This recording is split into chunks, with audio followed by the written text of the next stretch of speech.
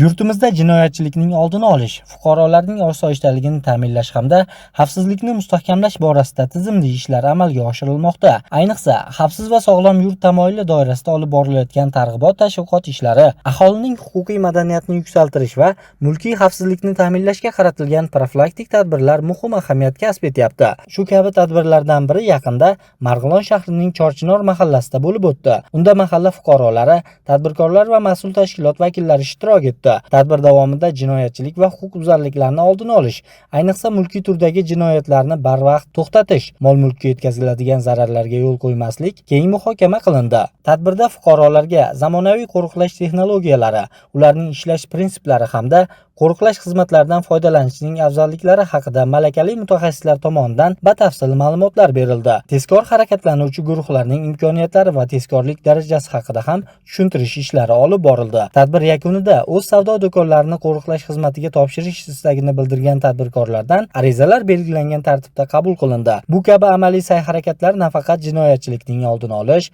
balki fuqarolarning huquqiy ongini yuksaltirish va o'z mol-mulkini asrashga bo'lgan e'tiborni oshirishga xizmat qilmoqda. Mazkur tadbir Qo'riqlash boshqarmasi tomonidan viloyat bo'ylab davom ettirilyapti.